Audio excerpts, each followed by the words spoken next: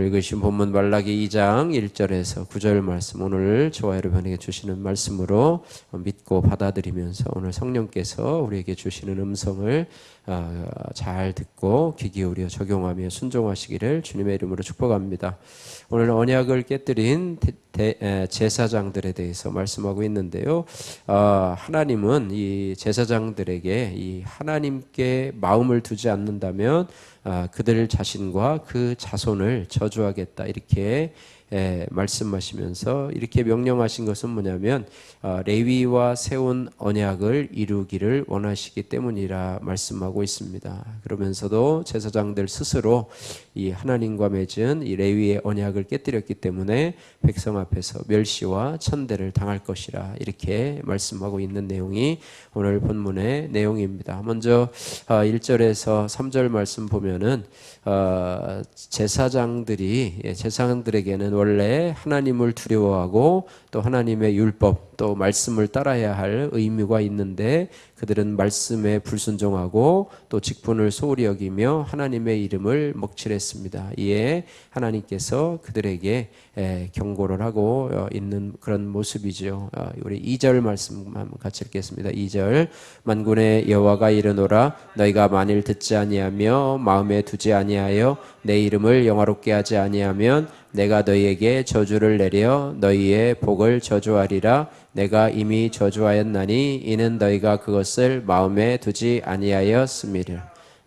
제사장들에게 어떻게 보면은 기름 부어서 세우고요, 백성들과 하나님 사이에 중보 역할을 하는 그런 제사장들에게 이렇게 말을 하고 있습니다. 그래서 이 말을 들으면 하나님도 저주를 하시는구나, 이렇게 생각하면서 우리가 좀 마음이 불편할 수가 있는데요.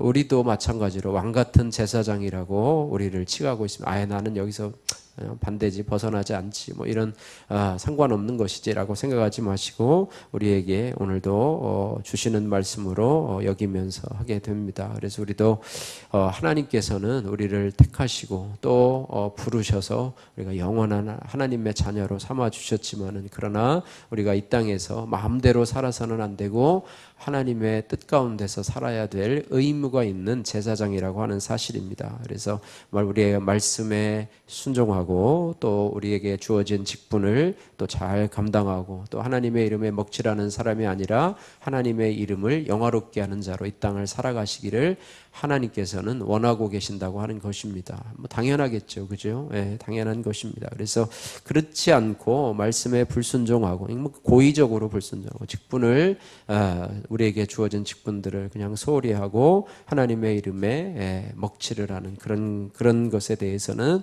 하나님께서 경고하신다고 하는 거예요. 그래서 하나님의 말씀은 교훈과 책망과 바르게 함과 의로 교육하니, 그냥 잘한다 뭐 괜찮다 뭐 이런 것만 하는 것이 아니라 하나님은 때로는 책망도 하고 교훈도 하고 또 우리가 잘못된 길로 가면 바르게 의로 교육하는, 그것이 바로 하나님의 말씀의 기능이고 또 성탄의 주님으로 오신 예수님께서 말씀으로 우리에게 우리의 길을 인도하시는 방법이라고 하는 것입니다. 우리 자녀들에게도 늘 잘한다 그냥 쓴소리 한 번 못하고 잔소리 한 번 못하고 그냥 쩔쩔매며 끌려다니는 부모들이 요즘 부모들 모습 아닙니까? 그죠? 싫어도 싫은 소리 한마디 못하고 그저 그냥 끌려다니는 그런 모습, 소가리만 하는 그런 모습들인데요. 하나님은 그렇지 않으십니다. 한없이 사랑이 많으시지만 그의 자녀들이 잘못된 길로 갈 때는 분명하게 말씀하시면서 네가 이렇게 갈 때는 저주하겠다라고 말씀해요. 저주가 무슨 지옥 가는 저주가 아니라는 것을 우리가 알잖아요. 그러나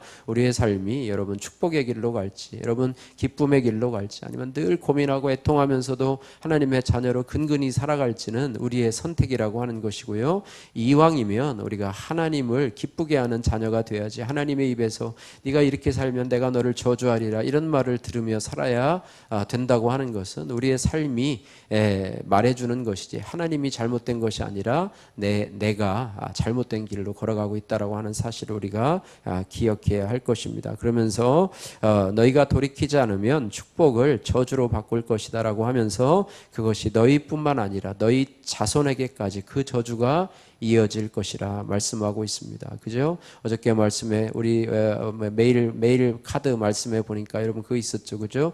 너희가 나를 사랑하고 너희가 내 계명을 지키면 천대까지 너희 자녀들에게 복을 주시리라 말씀하고 있습니다. 그래서 우리의 신앙생활은 제가 여러 번 얘기했지만 나뿐 아니라 여러분이 여러분의 자녀를 사랑한다면 내가 똑바로 신앙생활을 해야 우리 자녀들에게 복이 돼요. 재산을 많이 물려주는 게 자녀들에게 잘하는 게 아니고요.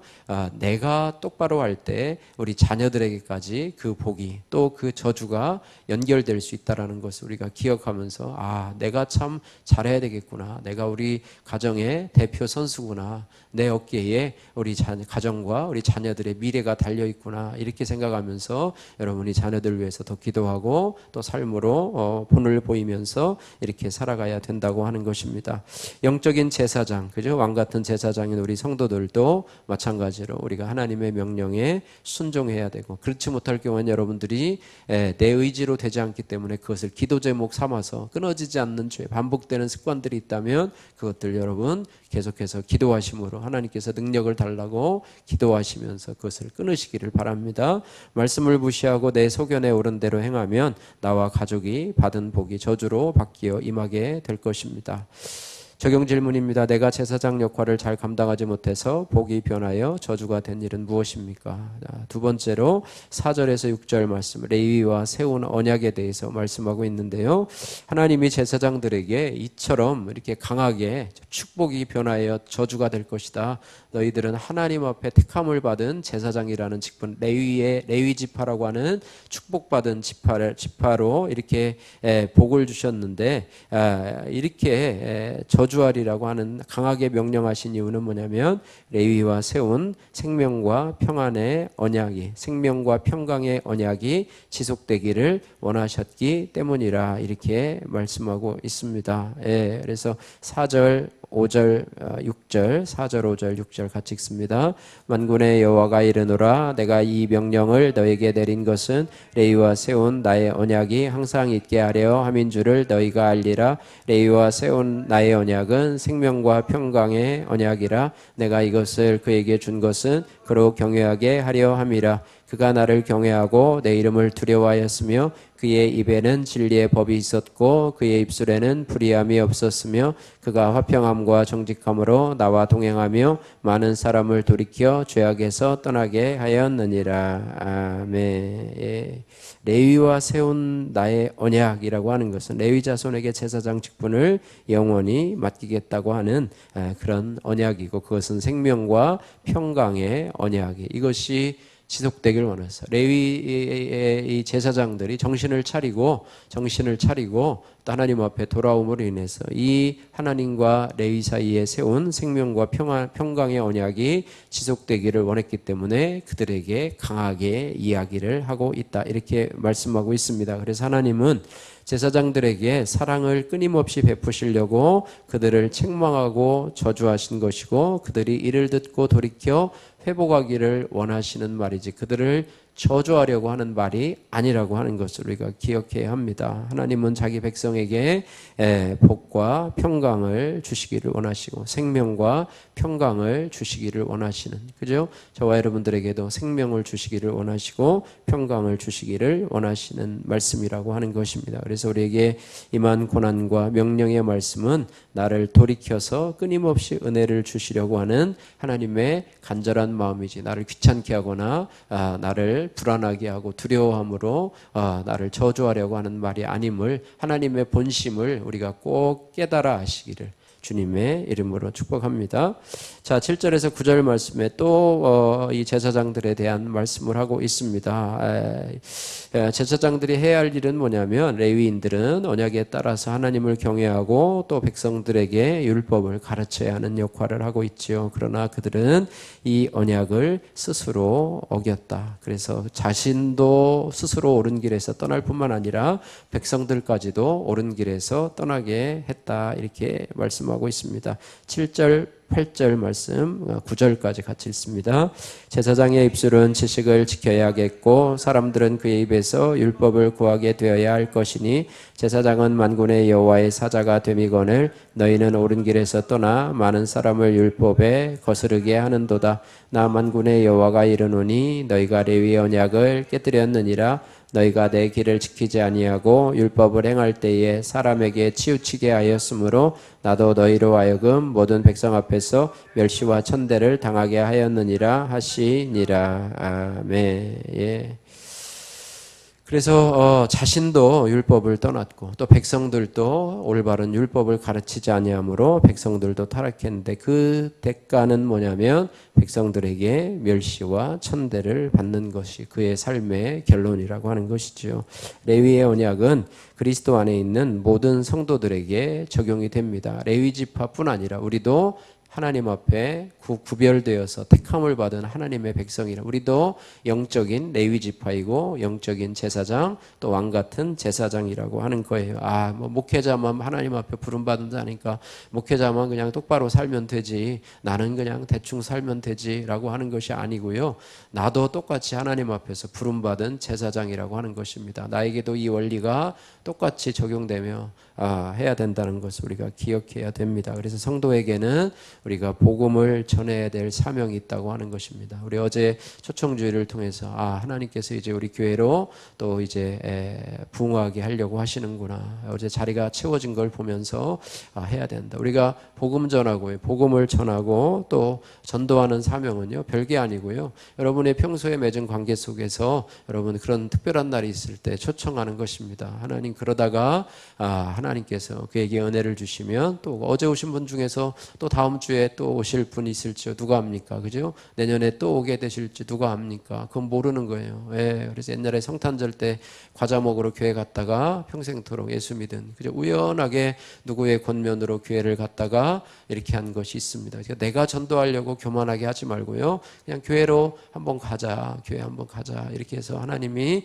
은혜 베푸시면 그런 것이고요. 그죠? 그래서 내가 전도했다가 아니라 내가 교회로 초청만 했더니 하나님께서 그를 변화시켰다. 자랑할 것이 없어요. 하나님이 하신 일이기 때문에 그렇습니다. 어쨌든 성도들에게 우리도요 복음을 전하고 많은 사람이 죄에서 떠나가 하나님께로 돌이키게 하는 사명이 있다고 하는 것입니다. 이 사명대로 복음을 전하지 않는 것이 곧 멸시와 천대를 받는 것. 내 주위에 있는 사람들로부터 오히려 멸시와 천대를 받게 된다는 사실을 우리가 똑같이 기억해야 할 것입니다.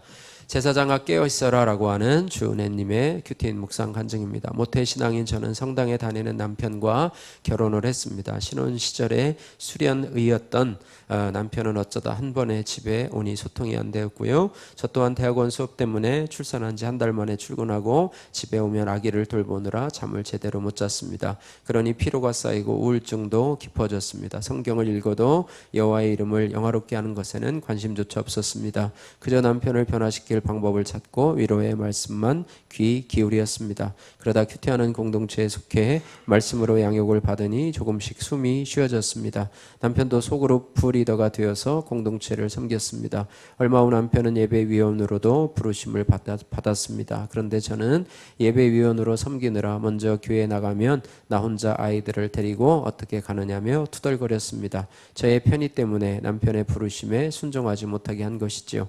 그 후 저는 수년 동안 남편이 공동체를 떠나고 중학생 아들이 학교를 못 가는 고난을 겪었습니다. 그제서야 레위의 언약을 깨뜨린 제사장들처럼 불순종한 저의 죄를 회개할 수 있었습니다. 하나님은 만인 제사장 시대에 맞는 우리에게 진리를 가르치시는 여호와의 사자가 되라고 명하셨는데 저는 말씀대로 살지도 못하면서 자녀들을 도덕과 율법으로 정죄했습니다. 그러다 보니 자녀들은 말씀을 듣기 싫은 잔소리쯤으로 여기고 예배와 소그룹 모임에 가는 것도 거부합니다. 또한 남편과 자녀들은 기면증이 있어서 매일 약을 먹어야 잠에서 깨어 일상을 살아갈 수 있습니다. 이런 가족을 매일 깨우고 약을 챙겨 먹이려면 제 육신이 깨어 있어야 합니다. 자녀들이 예배와 소그룹 모임에 가도록 도우려면 제 영도 깨어 있어야 합니다. 비로소 내 죄가 고난보다 크다는 것이 인정됩니다. 가족 구원을 위해 늘 깨어 있어야 하는 환경을 주신 하나님께 감사드립니다. 적용하기 가족에게 내 죄는 보지 못하면서 말씀으로 가르치려고 한 것을 사과하겠습니다. 아침에 아이들이 잘 일어나지 않고 화를 내도 혈기 부리지 않고 부드러운 목소리로 깨우겠습니다. 기도하겠습니다. 사랑의 하나님 감사합니다. 오늘 레위 자손들에게 너희의 복이 변하여서 저주로 바뀔 것이라 말씀하시는 하나님의 음성을 들으며 하나님은 레위 지파에게 또 제사장들에게 생명과 평강의 언약을 영광이 이것이 지속되기를 원하시는데 하나님 이들은 자신의 길을 자신의 직분을 소홀히 하고 불순종하는 그들의 모습을 보게 됩니다. 하나님 아버지 정말로 우리도 왕같은 제사장으로 부름을 받았는데 하나님 아버지 말씀을 조차 순종하게 하시고 또 하나님 우리에게 주어진 직무들을 잘 감당해서 우리가 아버지 사회적 인간관계 속에서 늘 하나님 복음을 전해야지 하는 마음으로 하나님 아버지 한 생명을 구하는데 하나님 쓰임받을 수 있도록 도와주시고 또 우리 가정을 잘 양육할 수 있도록 하나님 도와주시며 오늘 말씀을 좇아서 우리의 사명으로 잘 살아가서 하나님께서 은혜와 복을 주시기를 원하시는 하나님의 사랑을 깨달아 살아갈 수 있도록 도와주시고 나로 인해서 우리의 자손들까지 복을 받는 그런 귀한 은혜의 역사가 있게 하여 주옵소서. 예수님 거룩하신 이름으로 기도드립니다. 아멘.